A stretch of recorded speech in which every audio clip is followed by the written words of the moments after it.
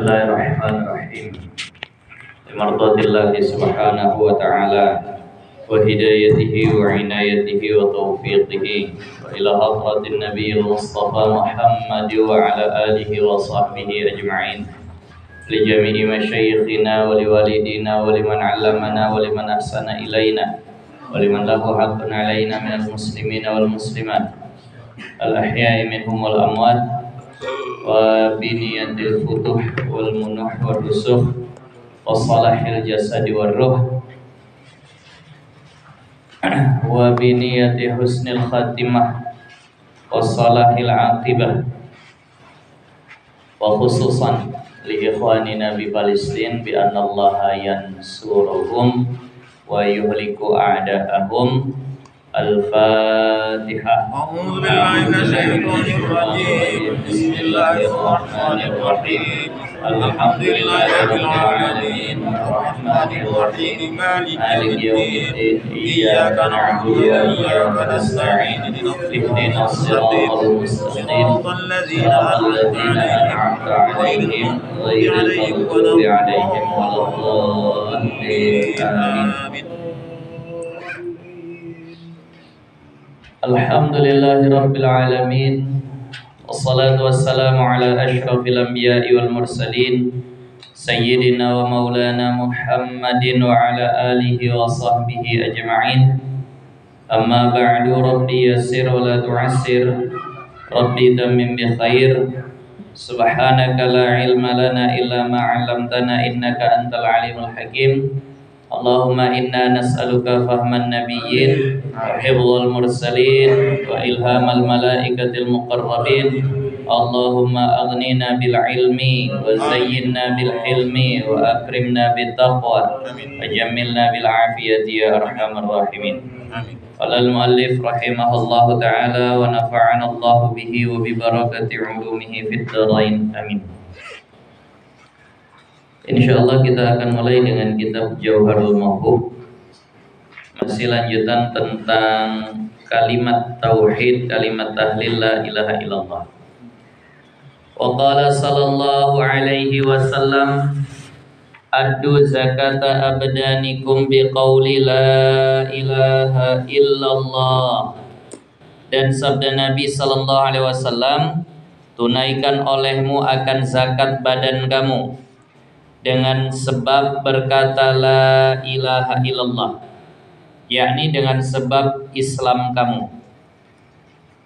Dan daripada Ibnu Abbas radhiyallahu anhuma berkata ia, sabda Nabi sallallahu alaihi wasallam, barang siapa berkata la ilaha illallah, keluar daripada mulutnya satu burung yang hijau, baginya dua sayap putih, keduanya ditatahkan keduanya, yang putih keduanya ditatahkan keduanya dengan mutiara dan yakut.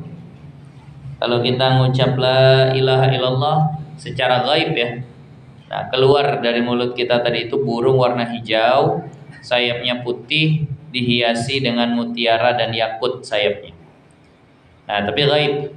Kalau nyata agak repot juga. Takut. Kalau zahir setiap subuh 100 kali penuh burung masjid. Jadi dia bentuknya bentuk gaib. Nah, naik ia kepada langit. Jadi burung tadi naik ke langit, maka didengar baginya dengung di bawah arsy seperti dengung ibu madu, lebah. Jadi burung tadi setelah keluar dari mulut orangnya, kemudian naik terus ke langit, tembus langit pertama, kedua, sampai tembus langit ketujuh, sampai tepat di bawah arsy, dia bikin ribut dengan suara dengungannya yang seperti gaungnya suara lebah. Lebah itu kalau datang kan ada suaranya, apalagi rame-rame. Jadi dia bikin ribut seperti itu di bawah arsy tadi. Nah, maka dikatakan baginya diam olehmu, maka ditegur mungkin oleh malaikat, diam, jangan bikin bising, apalagi di bawah arsy. Diam, jangan bising. Maka katanya, maka si burung tadi bilang, tiada, enggak akan aku diam hingga diampunkan bagi tolanku sampai temanku diampunkan. Siapa yang dimaksud teman yang ucap la ilaha illallah tadi? Sampai diampunkan bagi tolanku, maka diampuni bagi yang berkatanya. Nah itu tadi, dia seolah bikin ribut dengan tujuan supaya orang yang mengucap la ilaha illallah tadi itu diampuni dosanya. Nah, kemudian dijadikan bagi burung itu 70 lidah. Nah, burungnya tadi punya 70 lisan. Meminta ampun ia bagi tolannya hingga hari kiamat. Nah, terus diistighfarkan. Itu dengan sekali mengucap. Gimana kalau sampai banyak kita mengucapnya? Maka apabila adalah pada hari kiamat datang demikian burung itu menolong, ya. Menolong dan menunjukkan tolannya kepada surga. Jadi kalau nanti hari kiamat udah nggak lagi minta ampun kan, tapi dibantu orangnya tadi, ditunjukkan bisa sampai ke surga. Ini riwayat dari Sayyiduna Abdullah bin Abbas. Wa qala sallallahu alaihi wasallam, ma min abdin yaqulu la ilaha illallah Muhammadur Rasulullah illa qala Allah ta'ala sadaqa abdi anallahu ushhidukum ya malaikati anni qad ghafartu lahu ma taqaddama min dhanbihi wa ma ta'akhkhar. Dan sabda Nabi sallallahu alaihi wasallam, tiada daripada hamba yang berkata la ilaha illallah Muhammadur Rasulullah melainkan firman Allah Ta'ala, telah benarlah hambaku, aku Allah, aku mensaksikan akan kamu. Maksud mensaksikan, menjadikan saksi. Aku menjadikan akan kamu hai malaikat sebagai saksi. Nah, sungguhnya telah aku ampunkan baginya barang yang telah terdahulu daripada dosanya dan barang yang telah terkemudian, barang yang akan datang. Jadi ini diantara fadilah mengucap la ilaha illallah. Gampang, kalimat la ilaha illallah tuh ringan diucapkan, tapi ternyata fadilahnya begitu luas, begitu banyak. Maka oleh karena itu jangan malas untuk mengucapkan la ilaha illallah. Di atas kereta nak pergi kerja, daripada terdiam mulut tu la ilaha illallah, la ilaha illallah, la ilaha illallah. Di angkot, di kereta api, dimanapun lah, sambil nyuci piring, sambil nyapu, sambil ngepel, bisa tuh semua kita baca la ilaha illallah.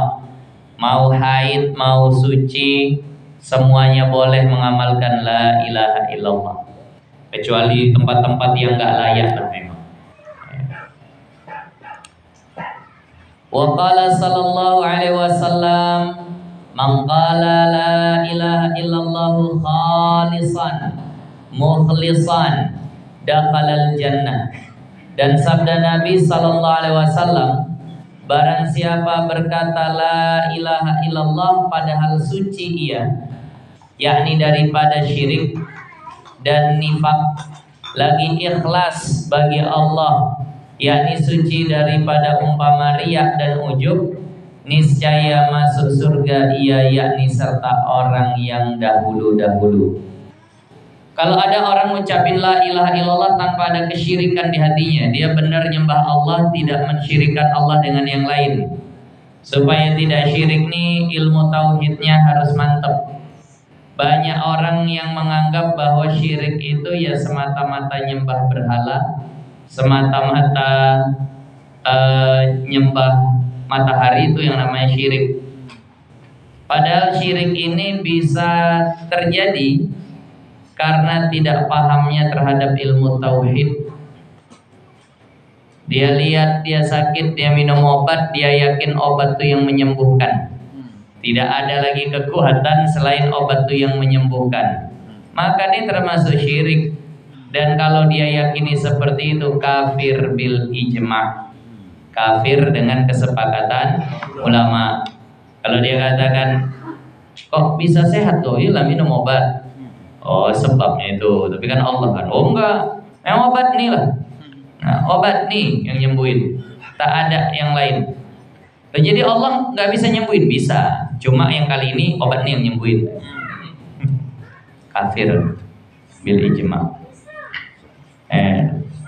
Makanya tauhid ini harus diajarkan kepada siapapun, anak-anak kita, siapapun, kenalkan kepada Allah.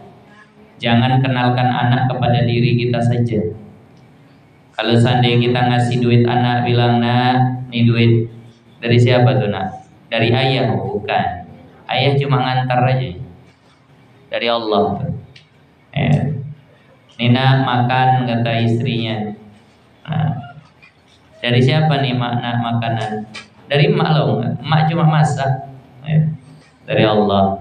Nah, maksudnya supaya ya itulah yang bisa ditangkapnya dulu, jangan pula kajian yang tauhid yang tinggi-tinggi langsung. Nah, artinya bahwa asal segala sesuatu itu dari Allah. Nah, jadi jangan sampai terjebak. Kita Ahlus Sunnah wal Jamaah tauhid af'alnya udah selesai, bahwa semua itu Allah. Nah, adapun Allah bikin sebab, Allah nggak bergantung sebab, kan gitu. Jadi 4 tingkatan itu kan udah paham semua. Jadi jangan sampai terjebak dengan itu. Yang tadi yang kafir, ada yang mengatakan bahwa oh obat itu menyembuhkan, tapi dengan kekuatan yang Allah kasih pada obat itu. Ada Allah tapi sekedar ngasih kekuatan aja, bukan yang menyembuhkan. Tuh obat dikasih kekuatan menyembuhkan, terus obat tuh yang nyembuhin sendiri. Ini tentang kafirnya ulama khilaf. Ada yang bilang fasik, ada yang bilang kafir. Nah, tapi yang mu'tamadnya katanya fasik. Yang ketiga ada yang mengatakan, oh yang nyembuhin tuh Allah. Cuma Allah mesti buat sebab. Nggak akan Allah sembuhkan kalau tidak ada sebabnya. Ini mukmin jahil. Kan gitu bahasanya di kitab. Yang paling benar adalah Allah menyembuhkan dengan atau tanpa sebab. Sebab itu hanya adat, bukan suatu keharusan. Dengan sebab itulah akhirnya lahir hukum syariat. Karena biasanya begitu, maka kalau kita buat berpahala. Biasanya aja. Nah, jadi yang mengucap la ilaha illallah dengan lepas daripada kesyirikan, dan juga mengucap la ilaha illallah dengan lepas daripada riya dan ujub, maka masuk surga dia bersama orang-orang yang pertama masuk surga. Ma'as sabiqin istilahnya. Bersama orang-orang yang terdahulu. Jadi begini, kita kan kadang ada baca hadis, kok kayaknya hadis ini ngeri. Kata baginda Nabi, la yadkhulul jannah man kana fi qalbihi dzarratan minal kibr. Tidak akan masuk surga orang yang di dalam hatinya ada sebiji saja, sebesar biji saja daripada kesombongan. Nggak masuk surga. Kita kayaknya nggak sebesar biji kesombongannya. Kita udah sebesar gunung kesombongannya. Wah. Jadi gimana itu mau masuk surga? Kata Nabi nggak masuk surga. Itu ditakwil sama ulama. Aila yadkhuluha ma'as sabiqin ma'al awwalin. Artinya dia tidak masuk surga kalau hatinya sombong, tidak masuk surga bersama orang-orang yang pertama kali masuk surga. Nah, itu masuk surga juga kalau beriman. Nah, ada lagi Rasulullah bersabda, la yadkhulul jannata qati'un. Tidak akan masuk surga orang yang memutus silaturahim. Artinya ma'as sabiqin, yakni dia tidak akan masuk surga dengan cepat bersama orang-orang yang terdahulu masuk surga. Karena bertentangan dengan hadis lain kalau mau dipaksakan nggak masuk surga. Karena ada hadis mamata wa huwa ya'lamu annahu la ilaha illallah dakhalul jannah. Barang siapa yang meninggal dunia dan dia yakin, dia tahu bahwa tiada Tuhan selain Allah, ya udah masuk surga. Ada nggak orang yang memutuskan silaturahim tapi dia yakin tiada Tuhan selain Allah? Ada. Jadi kan bertentangan. Ada nggak orang yang sombong tapi dia yakin tiada Tuhan selain Allah? Ada juga. Makanya ditakwil yang seperti ini. Ini mohon maaf, orang Wahabi nggak pandai ini begitu. Tak ada ta'wil. Bagi mereka ambil zahirnya saja, walaupun bertabrakan tuh nggak jelas. Pernah dengar ada orang debat bahwasanya Allah punya tangan, Allah punya wajah, Allah punya kaki, Allah punya jari. Kenapa? Karena memang Al-Quran yang katakan seperti itu. Ya Allah fawqa aydihim, tangan Allah itu di atas tangan mereka. Kemudian ada lagi bahwasanya Allah itu punya betis, punya kaki. Nah, itu udah ayatnya. Jangan ditakwil-takwil lagi. Udah akui saja begitu. Nanti akan bertentangan. Nanti ditanya, apakah Tuhan itu kekal? Ya kekal lah. Tuhan nggak akan mati. Terus bagaimana dengan ayat nih, kata yang mendebat?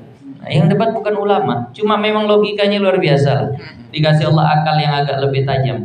Jadi kata dia, bukankah ada ayat kullu syai'in halikun illa wajha, segala sesuatu akan binasa kecuali wajah Allah.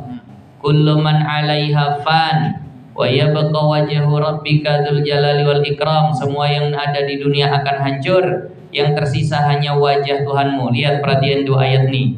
Semua hancur, yang tersisa wajah.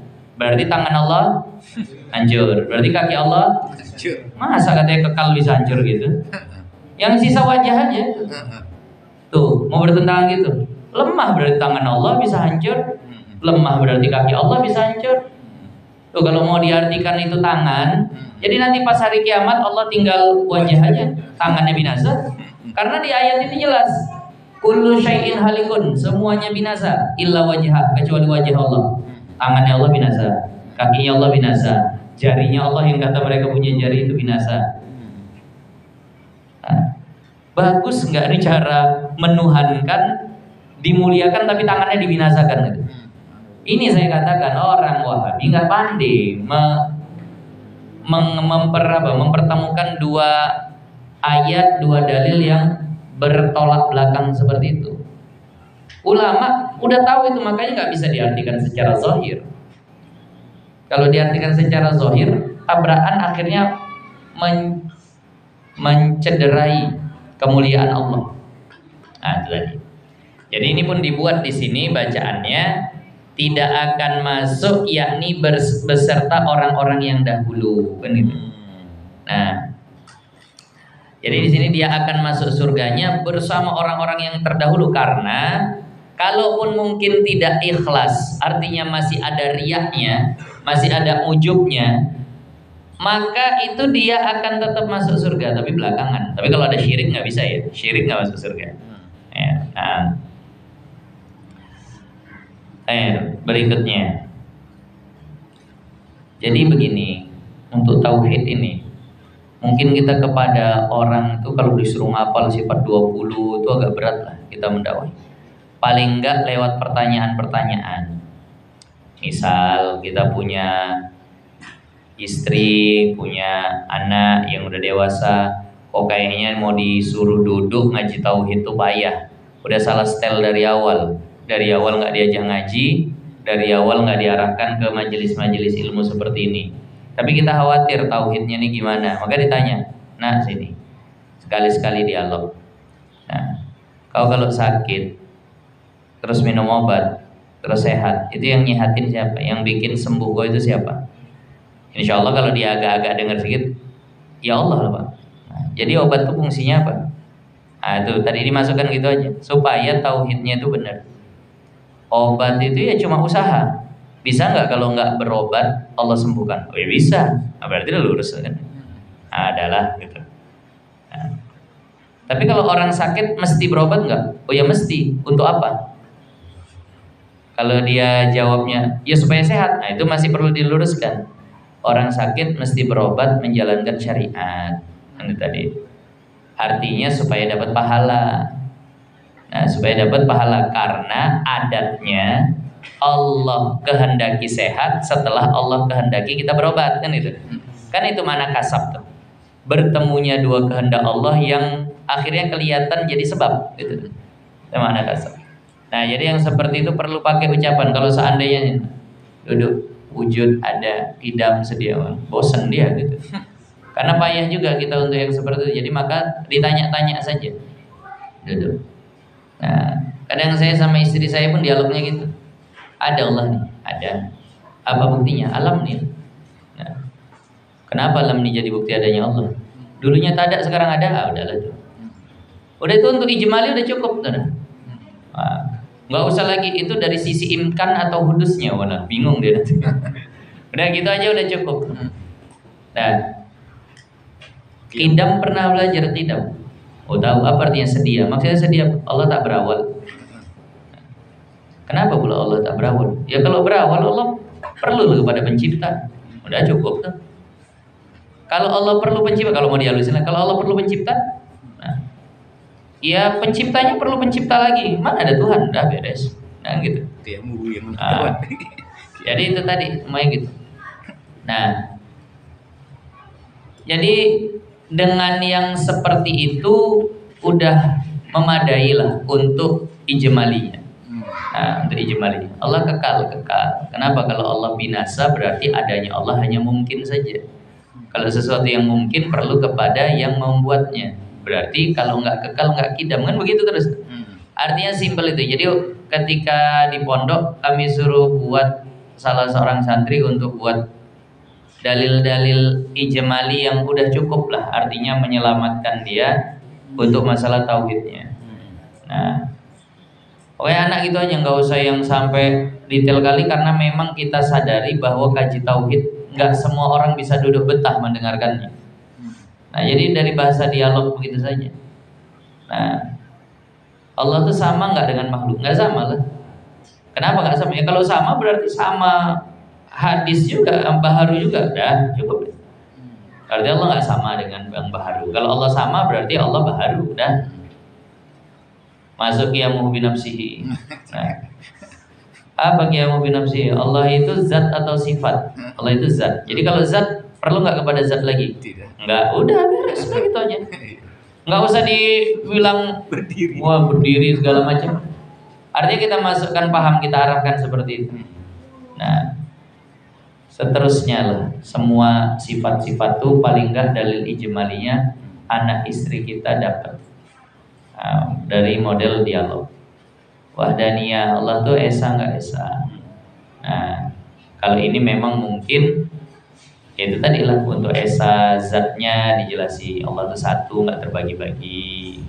Allah tuh satu, nggak ada yang seperti dia. Sifat Allah tuh gitu. Kenapa? Karena memang saya perhatiin udah makin hilang nih. Kaji sifat 20 ini hilang. Dan sebenarnya dia adalah kajian yang paling masuk akal. Cuma karena hukum akal yang nggak dipelajari jadi nggak masuk kan. Jadi hilang akal.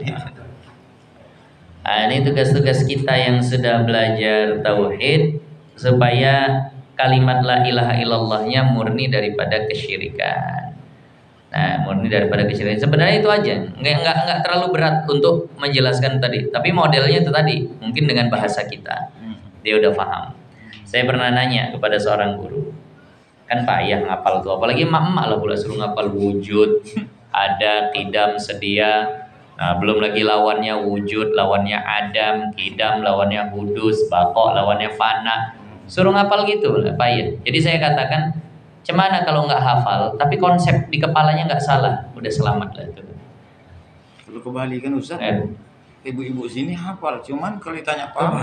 Nah itu tadi, belum malahan. Karena tauhid ini bukan hafalan. Tadi. Tauhid ini pemahaman. Jadi makanya utamakan pemahaman daripada hafalannya. Mungkin dia nggak tahu gitu. Nah, apa lawan daripada mukhalafatul lil hawadis? Tak tahu dia, tapi dia tahu Allah tidak akan sama dengan makhluk. Tadi. Allah tidak akan sama dengan makhluk. Makhluk bertempat, Allah nggak bertempat. Nah, makhluk bisa tersusun dari jirim, dari jauhar. Nah, itu tidak. Makhluk berupa jisim, Allah tidak. Kan gitu. Pokoknya dia paham. Kalau istilah-istilahnya dia nggak paham, nggak apa-apa. Tapi memang agak-agak prihatin karena saya tengok udah tak terpelajari lagi. Tahu itu. Dan ketika saya ngajarkan tauhid, ya begitu. Memang kepayahan untuk membuat orang senang tauhid itu payah.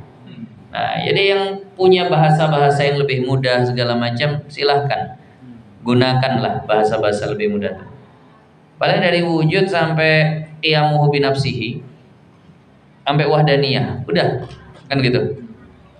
Untuk kudroh irodah oke lah. Sementara sama basor kalam ya itu kan sifat kesempurnaan. Kalau itu nggak ada, Allah jadi cacat, jadi kurang, dah gitu.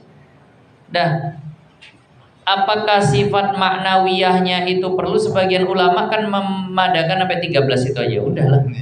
Nggak usah lagi. Nanti takutnya masuk sifat maknawiyah yang udah terkonsep tuh jadi pecah sama mereka kalau nggak duduk betul ya. Karena itu memang harus duduk betul. Nah ini yang talazumnya, talazum apa gitu. Talazum gitu. Nah. Jadi maka kalau dulu di madrasah kami belajarnya cuma 13 itu. Cuma 13. Nah, ini supaya la ilaha illallahnya bersih daripada kesyirikan, tauhidnya harus paham. Nah, orang Wahabi enggak bisa la ilaha illallahnya itu bersih dari benar-benar mentauhidkannya itu enggak. Kenapa? Karena mereka menganggap Allah itu jisim yang bisa terbagi-bagi. Kamutasil fidzatnya enggak dapat, masih ada di situ, tidak ternapikan. Karena mereka kan bilang ada tangan, ada wajah, ada kaki, satu tapi banyak bagiannya. Ya itu enggak ternapikan kamutasil fidzatnya. Maka ini harus dipahami. La ilaha illallah tapi ya seperti tadi itu jadi. Nah, kita lanjut sedikit lagi. Wa qala sallallahu alaihi wasallam wa qala sallallahu alaihi wasallam man kana awwalu kalamihi la ilaha illallah wa akhiru kalamihi la ilaha illallah wa amila alfa sayyi'atin in 'asha alfa sanatin la yas'aluhu Allahu 'an dzambin wahidin. Dan sabda Nabi sallallahu alaihi wasallam, barang siapa adalah awal kalamnya la ilaha illallah dan akhir kalamnya la ilaha illallah. Kalau akhir kalam kita ngerti. Awal kalam nih gimana? Waktu anak itu baru bisa ngomong, kalau bisa yang pertama kali dia omongkan la ilaha illallah. Kita kan selalu mama, ayah, kan itu mamam, nah mimi, nah, itu tadi. Padahal kata ulama awal kalam anak tuh pandai ngomong langsung ajarkan la ilaha illallah. Itu maksudnya. Nah, dan kita enggak, anak kita enggak. Bikinlah anak satu lagi, kemudian ajarin tadi. Kenangan ini nah. Adalah awal kalamnya la ilaha illallah dan akhir kalamnya la ilaha illallah. Dan mengerja ia 1000 kejahatan. Kalau udah awal kalimat la ilaha illallah, akhir kalimat la ilaha illallah, terus dia bikin 1000 dosa. Nah, 1000 kejahatan yakni daripada dosa kecil, tapi ya dosa kecil. Jika hidup ia 1000 tahun sekalipun, artinya 1000 tahun itu bikin dosa kecil terus. Nah, tiada ditanya akan dia oleh Allah Ta'ala daripada satu dosa jua pun. Maka seyogianya bahwa adalah awal perkataan yang diajarkan, nah ini tadi yang saya katakan, yang diajarkan kanak-kanak apabila dapat berkata-kata, yaitu la ilaha illallah. Nah, tadi awal yang pertama kali diajarin ke anak-anak kalau dia mulai bisa berkata-kata la ilaha illallah. Jadi begitu dia mulai ngoceh la ilaha illallah, kayak nalkinin orang yang mau mati, begitu juga yang baru bisa bercakap. La ilaha illallah, la ilaha illallah, la ilaha illallah. Akhirnya dia bilang la ilaha illallah. Dah senang kita. Pertama kali dia bukan ayah, bukan mama, bukan mamam, bukan mimi, tapi la ilaha illallah. Dah aman. Berarti harus sering-sering itu yang diperdengarkan. Karena kan gitu. Yang pertama dia sebut adalah yang sering dia dengar. Nah, yang begitu jumpa mamanya, mamam nah, akhirnya yang pertama kali mamam.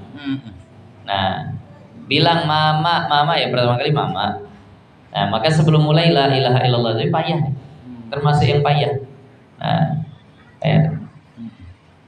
Makanya fadilahnya pun besar. Nah, karena hadis yang tersebut. Nah, dan lagi riwayat daripada Nabi. Kenapa jam? Oh, ini ada jam 9. Hayat itu akan datang. Dan lagi riwayat daripada Nabi